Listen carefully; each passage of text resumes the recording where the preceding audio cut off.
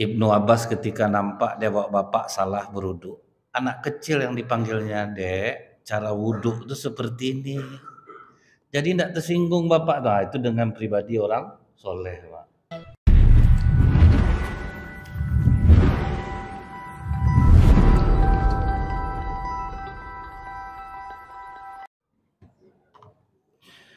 Bismillahirrahmanirrahim. Assalamualaikum warahmatullahi wabarakatuh. Alhamdulillahirabbil alamin wassalatu wassalamu ala asrofil anbiya'i wal mursalin wa ala alihi washabbihi ajmain. Bapak-bapak pengurus masjid yang saya hormati, alim ulama, tokoh masyarakat, cerdik pandai Bapak Ibu yang saya muliakan, hadirin hadirat yang semoga kita semua senantiasa dirahmati oleh Allah. Bersyukur kita kepada Allah dengan mengucapkan alhamdulillahirabbil alamin, bersolawat kita kepada Rasulullah sallallahu alaihi wasallam dengan ucapan Allahumma sholli ala Muhammad wa ala alihi washabbihi wasallim. Ada seorang ulama mengatakan, Pak, pribadi yang baik dan kesucian hati itu lebih bisa mempengaruhi 1000 orang daripada ucapan 1000 orang kepada 1 orang. Jadi kalau kita nih hati kita tuh baik, enggak pun kita ngomong, Pak, orang bisa mencontoh kita, bisa banyak mendatangkan pengaruh ke orang. Daripada ngomong banyak sementara hati kita sendiri buruk, Pak. Nah, itu tidak akan bisa mempengaruhi orang lain. Nah, para sahabat itu dulu, Bu, kenapa mereka cepat berubah? Contoh teladannya ada, Pak, integritas Rasulullah itu, apa yang diucapkannya dengan yang dilakukannya itu sama, Pak. Jadi itu yang cepat mempengaruhi orang. Nah, inilah, Bu, ya, makin kita ngaji seharusnya hati kita ini semakin lembut, Pak. Semakin tawadu, semakin lembut jadinya. Nah, itu akan bisa mempengaruhi orang lain. Kita ngajak-ngajak orang ke masjid, Pak, pakai mulut, itu lebih susah. Kadang justru nengok bapak jalan ke masjid, ibu jalan ke masjid, padahal tidak ada ngomong ke orang. Kadang bisa menjadi asbab hidayah bagi orang lain, Pak. Deh, bapak ibu itu udah tua, mau ke masjid, kita masih muda. Padahal bapak tidak pernah ceramahin dia. Karena sikap nampak tadi itu, itu yang lebih mempengaruhi orang lain daripada ucapan yang banyak. Kadang waktu bapak ini marah, dia anaknya terkentut, Pak. Tidak ada sopan, kalau tidak diajar guru kalau di sekolah. Terkentut kalau depan papa. Papa sering kentut depan kami sangka tidak apa, rupa bapaknya yang mencontohkan, Pak. Bapak sering kentut. Nah, kemudian, Pak, Muhammad bin Yunus mengatakan, aku belum pernah melihat sesuatu yang lebih berguna bagi kalbu melebihi mengenang orang-orang soleh. Nah, salah satu yang mempercepat perubahan diri kita ini, Pak, dengan banyak mengenang orang-orang soleh. Kita lihat pribadi ulama ini, itu lebih cepat, Pak, untuk bisa kita jadikan acuan untuk perubahan diri. Sampai Imam Abu Hanifah mengatakan, aku lebih mencintai hikayat tentang para kekasih Allah dan keindahan akhlak mereka daripada membicarakan banyak masalah fikih. Maksudnya ini bukan apa-apa, bukan fikih itu enggak bagus, Pak. Tapi ibaratnya kalau kita merajut kajian fikih dengan kisah orang-orang di masa lalu, itu agak lebih cepat mengenaknya ke dalam jiwa kita ini, Pak. Contoh nih, Bu, ya. Kalau kita mengkaji fikih saja tanpa mengenang orang soleh, akhirnya terjadi kadang di tempat wudhu orang ribut, Pak. Terkencing kau berdiri, kena lah celana kau, itu secara fikih, Pak. Orang kencing itu jongkok, itu sunnah. Kan betul yang disampaikan tuh, Pak, secara fikih. Tapi kalau mengenang orang soleh, Bu, Ibnu Abbas ketika nampak dia bapak salah berwudu. Anak kecil yang dipanggilnya, "Dek, cara wudu itu seperti ini." Jadi tidak tersinggung bapak. Nah, itu dengan pribadi orang soleh, Pak. Nah, itu bedanya ya, Pak, ya, Bu, ya. Kadang suami ini semenjak istri saya rajin pengajian tidak nyaman jadi rumah Ustaz. Saya berodok udah tua bodoh agak lagi wuduk tidak pandai. Nah, secara fikih gitu Pak. Wuduk tuh dengan air yang mengalir sedikit Bang, mengaji makanya tuh tengok tuh orang banyak masjid mengaji itu. Ah, jadi risau suami Pak karena dia pakai bahasa fikih Pak. Karena itu betul. Ah, cuman itu kenaknya tuh Bu ya, akhirnya nanti tidak kena karena tidak mengiringi dengan kepribadian orang-orang soleh. Nah, itu maksudnya tuh Pak. Kemudian ini pengalaman Abul Abbas bin Arif, dia sedang belajar sama gurunya. Tiba-tiba gurunya itu sedikit masalah fikih yang disampaikan, habis itu dia contohkan ke sikap kisah para nabi dan rasul Pak, untuk mengiringi kekuatan ilmu fikih dia nih. Sampai dia bertanya ke gurunya, kenapa enggak kita tuntaskan aja fikih nih guru, kenapa dikaitkan dengan kisah-kisah para nabi dan rasul. Akhirnya dibacakan gurunya adalah surat Hud ayat 120. Dan semua kisah dari rasul-rasul kami ceritakan kepadamu, ialah kisah-kisah yang dengannya kami teguhkan hatimu.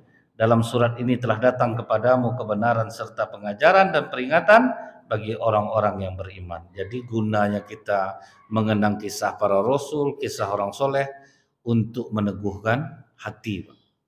Lebih kuat hati kita ini jadinya. Jangan sampai kita ini makin rajin mengaji, hati makin keras Pak. Nah, ini kan aneh jadinya nih Pak. Makin belajar tahsin Bu, makin takut anak-anak tadarus di masjid sekarang. Nah, itu yang pernah saya sampaikan tuh Pak. Apa kalian main di luar? Tadarus dalam muak nengok nenek itu Ustaz. Salah aja orang baca Quran. Nah, itu Pak ya, itu Pak. Narik napas salah Ustaz. Semenjak belajar tahsin orang azan dikritiknya Pak. Kepanjangan tuh.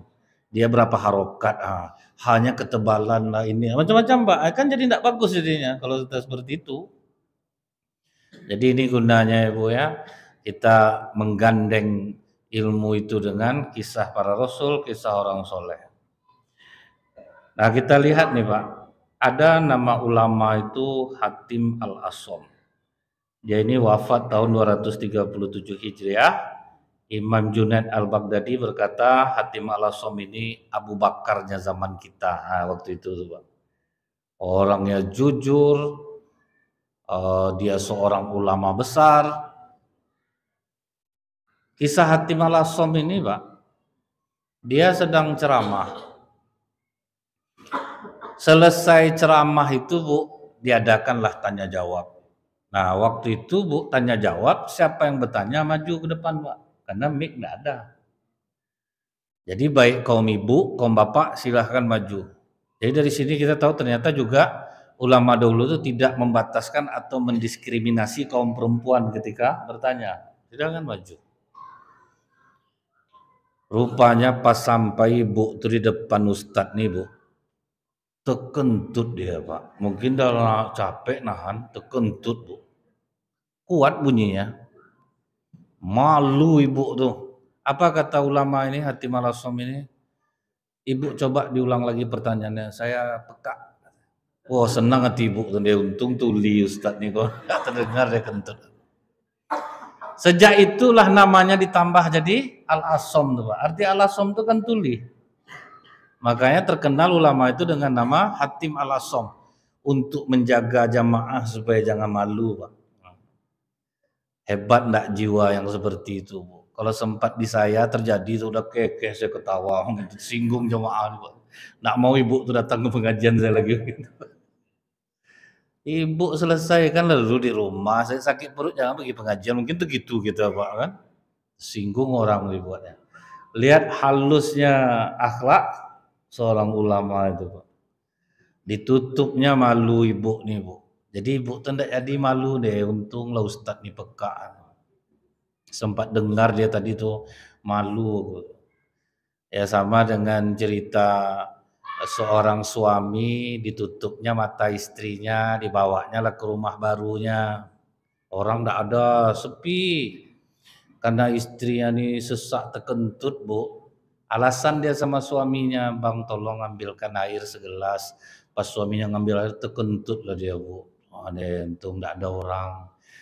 Sudah itu sak kentut dia yang kedua, tekentut yang ketiga, itu aja alasannya Pak, minta ambilkan air. Pas dibuka Bu, rupa mertua dia di situ keluar.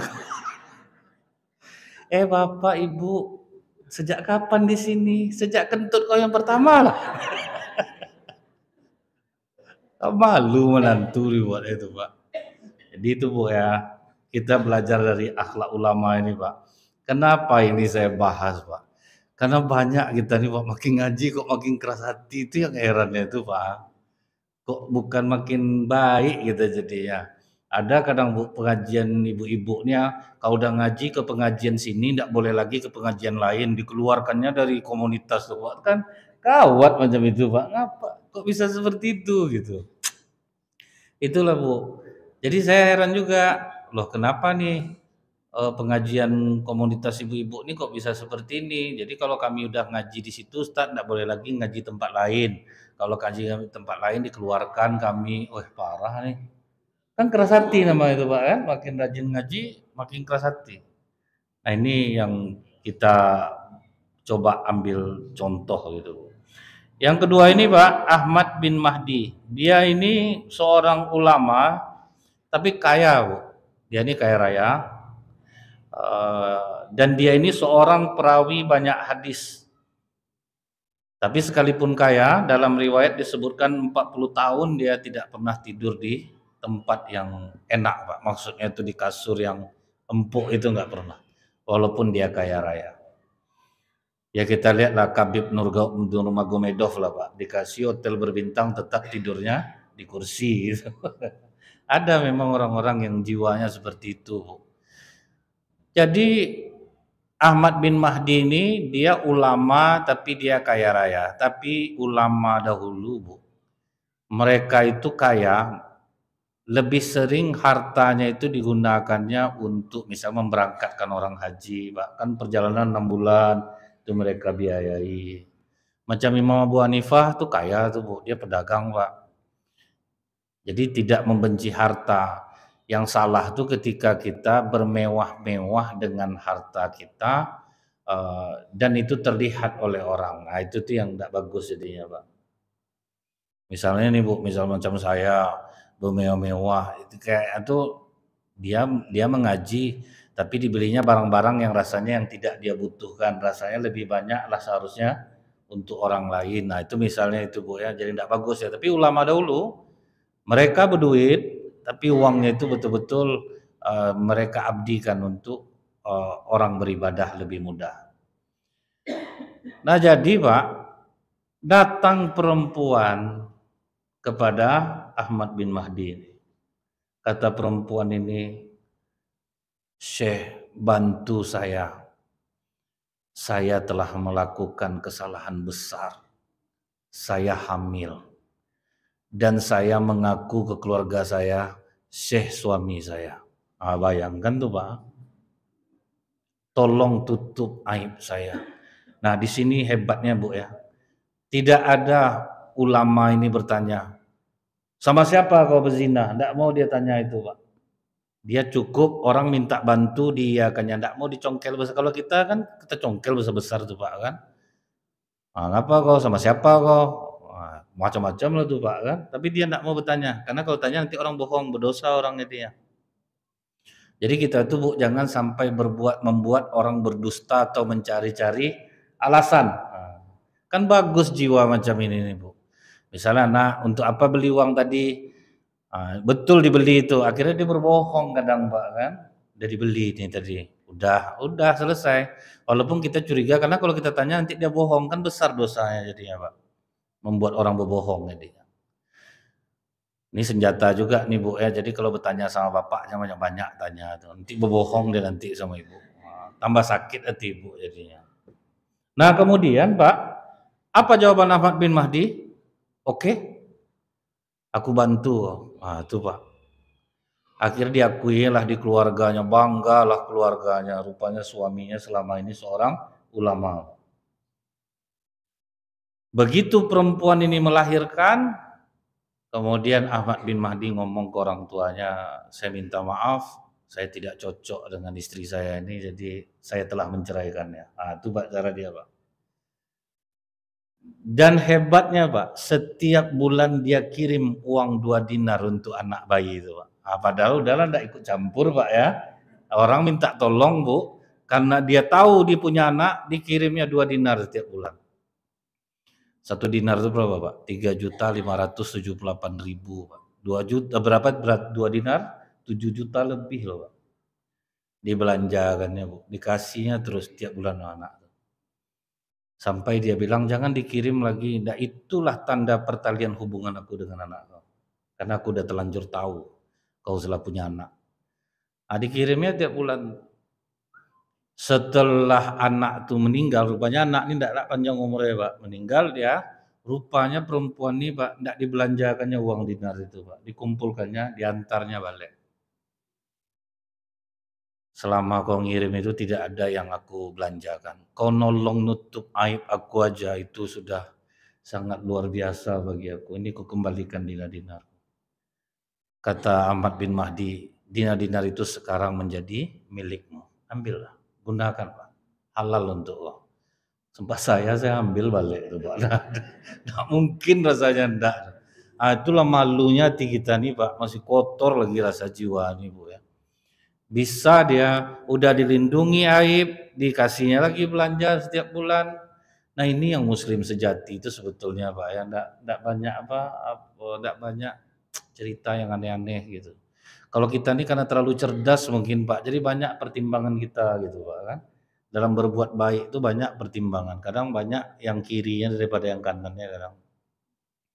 Ya kan Bu ya, kalau kita dalam berbuat baik, iya itu betul tuh, nanti nanti itu tuh yang membuat apa tuh Pak, susah hati kita nih. Padahal kalau orang udah berniat itu ya udah, apa yang mau dia kita kasih. Tapi rupa kita dibohongi dia, yang jelas niat kita kan sampai Pak. Niat kita udah sampai. Jadi menutup aib orang itu Allah tutup pula nanti aib kita di akhirat. Kita rajin sholat nih nutup aib orang aja payah Pak. Kadang pandai lah tuh pakai bawa-bawa nama Allah, kasihan lah kita ya, abang tuh dapatlah musibah ngapa. Cerita deh sama saya, mudah-mudahan Allah menjauhkan kita lah dari musibah. Kan inilah gaya. Bawa nama Allah itu paling sulit menghindarinya Pak. Karena kita banyak tahu aib orang, termasuk macam kami ini juga. Kadang kan sama-sama bercerita juga Bu. Jadi ini jadi PR bagi kita bersama nih Pak. Menutup aib orang nih kok belum mampu kita lagi rasanya. Karena itu obrolannya sangat enak gitu Pak. Kalau membuka aib orang nih enak obrolan itu, panjang, ngopi pun enak dibuatnya.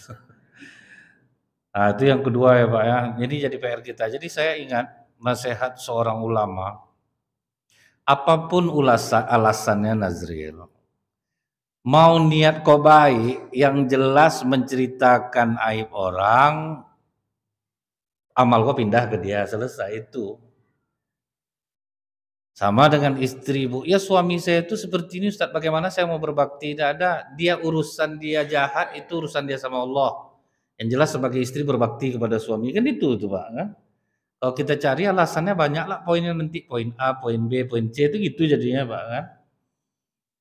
Jadi yang kita ceritakan tuh betul Ustaz, nggak mungkin lah gitu. Pokoknya asal menceritakan aib orang, kalau benar berarti itu gibah, kalau nggak benar berarti itu fitnah, kan itu aja Pak. Kalau gibah berarti kau pindahkan kebaikan kau sama dia. Kalau nggak betul kau memfitnah dia, tambah parah lagi kena ya Pak. Jadi itu, jadi bagaimana gibah yang dibolehkan nih? Misalnya nih, ibu nih mau minjamkan duit sama orang ini, sementara kau tahu orang ini tidak jujur bayar duit, bayar uang. Sampaikan sama ibu tuh, Bu, sebaiknya ndak usah aja, nanti bermasalah nanti. Itu boleh. Jadi menggibah yang dibolehkan itu menyelamatkan orang lain dari keburukan orang lain. Istri yang mengadu ke pengadilan karena dia dianiaya oleh suaminya. Kalau sempat ini diamalkan enak betul hidup tuh Pak, enggak ada buruk kau nih tiap hari aku Ganjar nih Bang ya. Tapi kalau Prabowo nih gini, Anies nih gini, akhirnya sibuk macam kenal betul Pak, padahal enggak kenal sama sekali. Awak yang ribut jadi di bawah nih. Buka aib nih, buka aib nih, buka aib ini.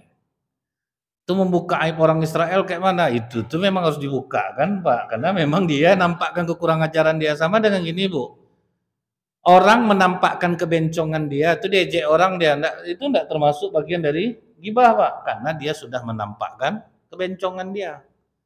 Itu juga orang sudah menampakkan kejahatan dia, kezaliman dia, itu memang enggak perlu ditutup lagi. Janganlah berbaik sangka lah Pak, enggak boleh kita gitu kan Israel, belum tentu itu lagi. Itu enggak bisa Pak. Itu memang udah terbuka, mau diapakan lagi. Itu enggak bisa dicari positif-positifnya, enggak bisa lagi itu Pak. Nah kemudian yang berikutnya Bu, Virus Al-Dailami. Virus ini dia meninggal tahun 53 Hijriah. Ini masih sahabat Rasulullah nih Pak. Dia ini raja di Yaman Pak. Nah, jadi tunduk kepada kekhalifahan Umar bin Khattab. Jadi raja-raja ini tetap Bu, dia raja di Yaman. Setelah beberapa bulan dia menjadi raja, Umar bin Khattab mengirim surat ke dia. Udah enak kau sekarang ya, makan kau enak-enak berasa semenjak jadi raja nih. Begitu kau terima surat ini, kau datangi aku, kau pergi berjihad fisabilillah. Raja disurati oleh Umar Pak, sami'na wa ata'na Pak. Nah, ditinggalkannya kerajaannya, berangkat dia pakai kuda bawa pedang. Itulah kerendahan hati para sahabat Pak. Dia tahu di mana posisi dia. Kalau sempat kita tahu lah nih Bu, RW sudah kita angkat, jangan kita buruk-burukkan. Hormat kita dengan RW kita. Hormat kita dengan RT kita. Sempat begini masyarakat kan enak Pak. Ini Bu ya, imam masjid udah banyak yang memberhentikan ibu-ibu aja. Mana imam kita kemarin? Itulah Ustadz, ibu-ibu. Nah azab Pak. Kasihan saya. Jadi setiap ada imam baru, kok pandai-pandailah ke ibu-ibu ya, azab kok nanti. Pandai-pandai kok. Karena ibu-ibu yang berhentikan imam Pak. Karena gini sebetulnya, dia Bu kan yang sunnah muakkad berjamaah ke masjid ini kan bawa bapak. Jadi ibu-ibu sebetulnya tidak boleh komen dia Pak terhadap apapun keadaan imam, dia tidak boleh komen. Karena perempuan itu sholat sendirinya aja pahalanya besar. Tapi kalau dia mau berjamaah, kata Rasulullah, la tamna'un nisa'akumul masjid. Tidak boleh melarang perempuan mau ke masjid. Tapi jangan komen. Nah, ini nanti untuk apa-apa imamnya udah batuk-batuk Pak di belakang, enggak juga dia rukuk dari panjang-panjangannya ayat. Nah, itu tuh akhirnya Pak. Nah, jadi dia enggak boleh komen sebetulnya. Nah, jadi itu Bu ya, bagaimana kita ini menghormati orang yang sudah kita pilih, orang yang sudah kita tunjuk. Hormati imam kita, hormati Pak RT, hormati Pak RW. Saya ingat ya itu presiden betul Pak, harus kita hormati dia. Kalaupun menegur, misalnya gini Bu, kita menegur ada kepemimpinan orang, tidak boleh di depan orang ramai. Kita ingat dalam Islam ini waktu Harun al-Rasyid ditegur oleh ulama, apa kata Harun al-Rasyid? Kau tahu enggak Fir'aun itu udah ngaku Tuhan, apa perintah Allah kepada Nabi Musa? Datangilah oleh kalian berdua, berlemah lembutlah dengannya. Bayangkan tuh Pak, Fir'aun aja yang udah ngaku Tuhan, disuruh lemah lembut. Kata Harun al-Rasyid, sejahat Fir'aun betul aku sampai macam ini kau menasihati aku, depan orang ramai Pak, menasihati. Itu yang enggak boleh. Makanya dulu ada namanya Ahmad bin Banan, Abu Yazid, itu menasehati khalifah sendirian dan siap hilang Pak. Nah, itu dia. Jadi orang tidak ada yang tahu. Siap dimatikan, siap dibunuh, hilang. Yang penting dia tidak menyebarkan aib. Itu tuh yang susah di zaman sekarang, mahal tuh Pak. Yang macam itu tuh mahal. Siap hilang, tiba-tiba udah tidak ada aja lagi ya. Orang seperti itu dulu Pak. Jadi bukan di tengah keramaian. Karena kalau di tengah keramaian itu namanya mempermalukan orang. Dia beda Pak ya, misalnya menasehati itu pribadi. Kalau di grup WA itu berarti mempermalukan orang namanya. Itu bedanya Pak, menasehati itu. Jadi apakah saya pernah enggak menasehati pemimpin pribadi Pak? Nah, maka saya enggak ada diundang lagi, kena hati dia. Dia memang seperti itu Pak, harus ada. Tapi enggak akan tahu kan, saya bilang pemimpin siapa pemimpin kan enggak tahu Pak. Yang jelas sejak kejadian itu saya enggak pernah di situ lagi ya kan itu Pak. Tapi kan enggak ada yang tahu apa obrolan saya apa. Karena saya udah bilang, saya tidak ada sedikit pun mengambil keuntungan dari pertemanan ini. Tidak ada bermaksud apa-apa. Dulu ada pengusaha Bu, masalah emas. Dia padahal orangnya baik nih Pak. Bagaimana Ustadz, saya jual emas untuk laki-laki. Ya namanya emas kan kita tahu Pak. Ya di zaman Rasulullah itu kan emasnya mana ada emas putih sekarang. Yang jelas emas untuk laki-laki haram, selesai. Sejak itu tidak tegurnya saya lagi, kan tidak ada masalah Pak. Kan berdua aja yang tahu, kan tidak tahu orang. Pokoknya tidak bagus lah jadinya. Kalau kita mau senang-senangkan orang aja gimana coba tuh Pak. Ada ibu-ibu lagi Bu, tiap bertanya Bu ya, Ustadz boleh enggak kita mencukur alis mata kita? Udah dijawab, tidak boleh. Enggak sama Ustadz yang kemarin tuh, Ustadz yang kemarin tuh boleh kata. Diadu-adu ya kami ini, Bu heran saya. Dia ingin menyenangkan dia. Bagaimana menyenangkan? Padahal rasanya tuh Pak ya. Jadi itu bedanya Bu ya, kalau nasihati orang jangan depan orang ramai. Tapi misalnya saya ngaji nih, ada bapak ibu yang terkena, saya sama sekali kan enggak tahu Pak. Ini kan kejadian itu tuh berlangsung harian. Makanya kadang kalau orang dengar kajian tuh Bu, sering dia merasa dari tadi ustadznya aku ditembakin terus ya. Pasti ada cerita pengurus, kena pengurusnya dia. Padahal enggak ada pengurus cerita. Jadi itu Bu ya, saya sudah mencoba mengamalkannya. Ngomong secara pribadi, syukurnya Pak, kalau sempatlah saya nih Bu tidak punya usaha, mungkin banyak saya jilat orang nih Pak. Karena saya butuh uang, karena itu yang paling mudah untuk mendapatkan uang. Tapi kalau kita punya usaha, enggak begitu khawatir kita Pak. Kalau sempatlah kami ustadz-ustadz nih semuanya menjadikan ini sebagai pekerjaan Bu, itu harus banyak jilat orang Pak. Kalau enggak hancur kita nanti, payah kita. Itu memang harus terjadi gitu Pak ya. Itulah bedanya Bu. Jadi jangan menasehati orang di depan orang ramai. Ini yang saya pernah bilang loh Bu. Saya sedang ceramah, ibu-ibunya ribut, saya tidak akan pernah mau menegur. Karena kalau saya tegur dosa saya besar. Saya mempermalukan ibu itu di depan orang ramai Pak. Dan kadang-kadang ada Bu, Ustadz ini sedang ceramah, ibu-ibu kalau masih ada apa keluar aja. Besar dosa itu Bu, mempermalukan orang pada depan orang ramai. Ada dulu ibu-ibu bertanya ke Ustadz Bu, apa kata Ustadz nih, kemana aja telinga ibu dari tadi? Tidak dengar, waduh Pak, saya berdenyut jantung saya Pak, ini gawat nih. Ini ilmu tinggi, adab tidak ada nih, itu Pak, ilmu tinggi, adab tidak ada. Saya bukan mengatakan diri saya beradab pula, cuman saya berusaha semaksimal mungkin untuk menganggap di bawah ini bukan orang-orang yang tidak tahu agama, orang-orang cerdas semuanya. Makanya saya mencari kajian tuh Bu yang rasanya tidak terjadi nanti kontroversi Pak. Kalau sempat saya bahas fikih azab saya nanti Bu. Bapak Ibu lebih hebat lagi.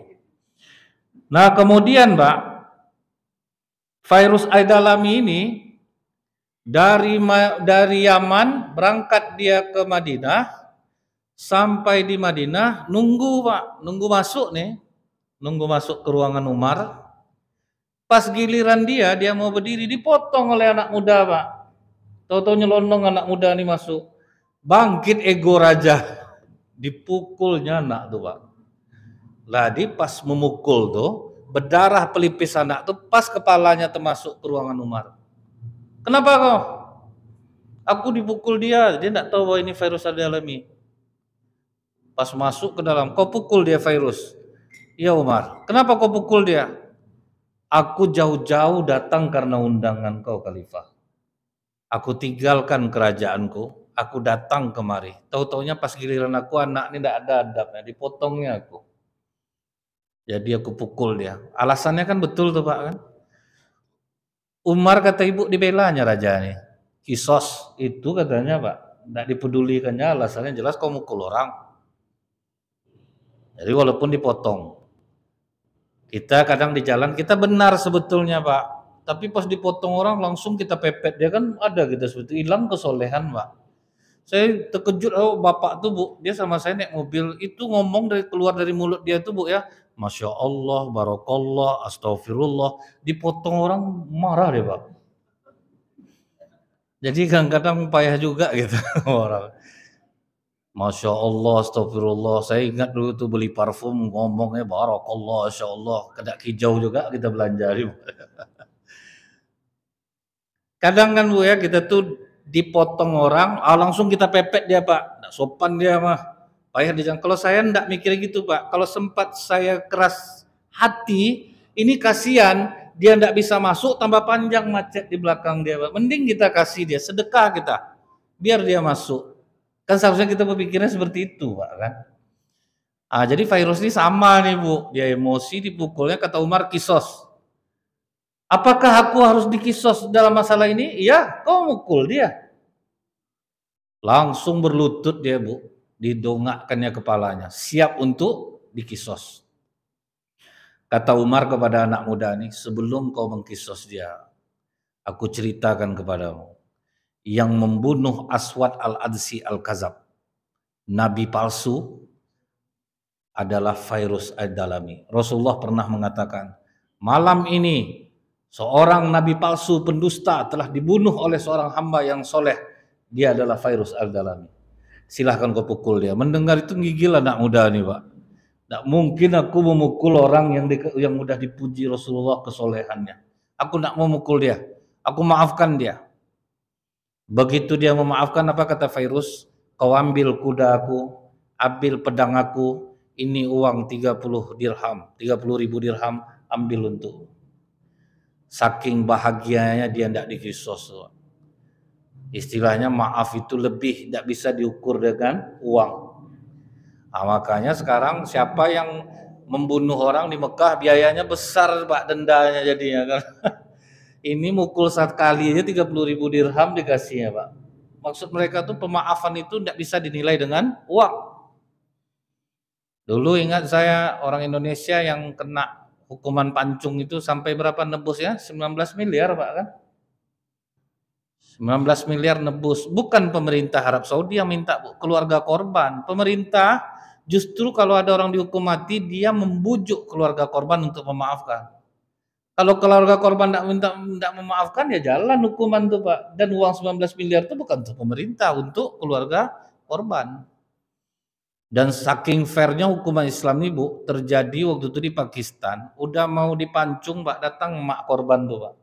Dipeluknya anak tuh, saya maafkan dia. Lepas langsung Pak, begitulah hebatnya hukum Islam. Kalau dimaafkan ke keluarga, saat itu juga lepas. Jadi virus ini Bu, walaupun dia seorang raja, dia taat kepada pemimpinnya. Dan disuruh kisos pun dia mau. Itulah.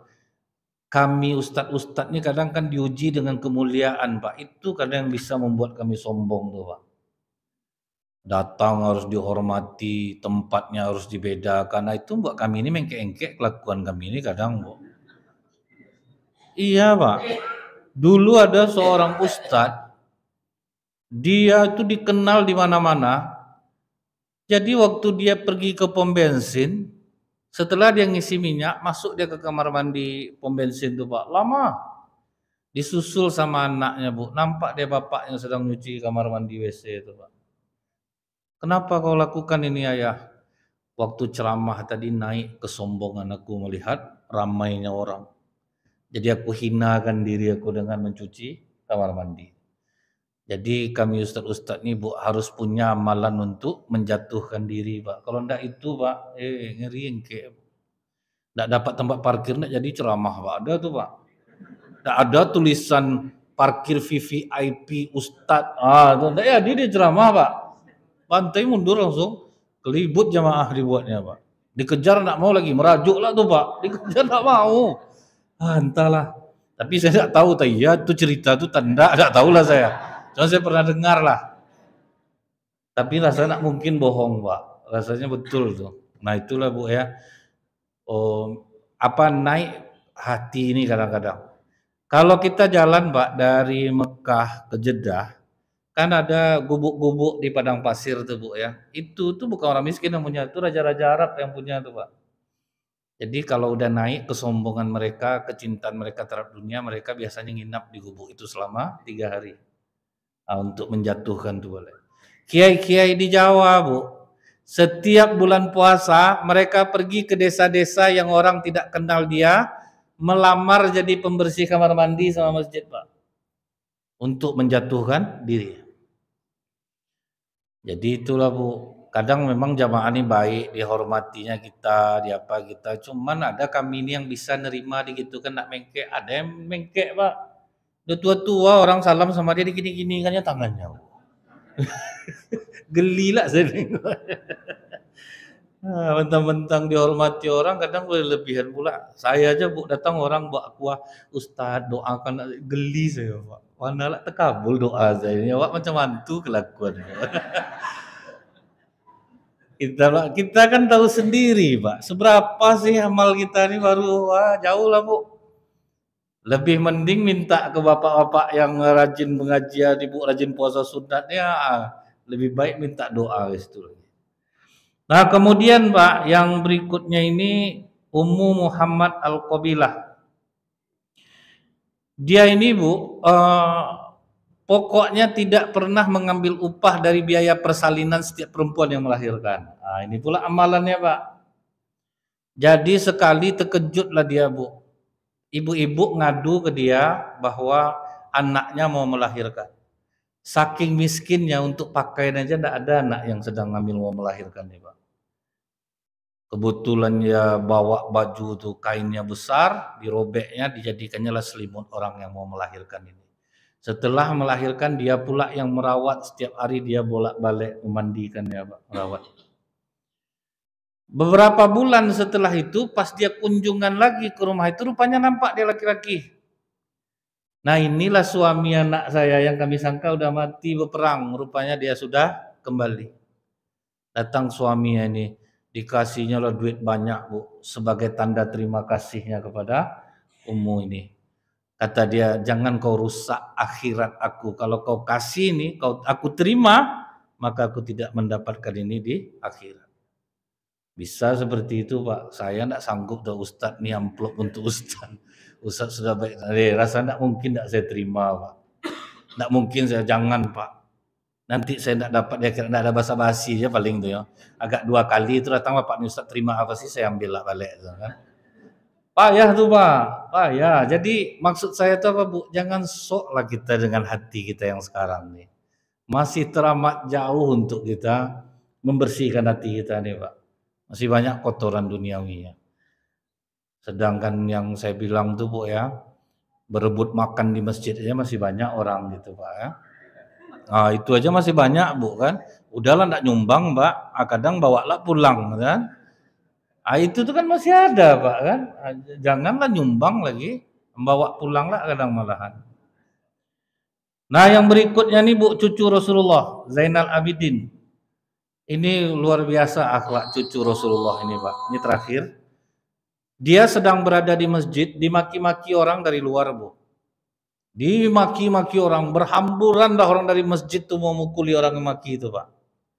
Apa kata dia? Jangan kalian maki dia. Apa yang dia bilang tadi tentang keburukan aku, sedikit dia baru tahu buruk aku. Asli aku yang masih ditutup Allah, jauh lebih banyak lagi yang dia tidak tahu. Cobalah kita renungkan Bapak Ibu. Siapapun yang memburukkan kita, dia sedikit baru tahu buruk kita. Yang lebih buruk lagi banyak dia tidak tahu Pak. Cuman kadang kita nih sok suci gitu Bu. Nah inilah tipe cucu Rasulullah ya Pak ya. Sampai didekatinya orang makinya tuh Bu. Kalau memang aku salah, aku minta maaf. Apa yang harus aku penuhi? Aku mau baju, aku mau ini, dikasih semua ya Pak. Apa yang diminta dia tuh. Jadi bukan malah dikompor-kompori lah orang gitu untuk memukul gitu Pak ya. Malah dia yang ikut melarang. Inilah bagian dari akhlak yang mulia. Subhanakallahumma bihamdika asyhadu an la ilaha illa anta astaghfiruka wa atubu ilaik.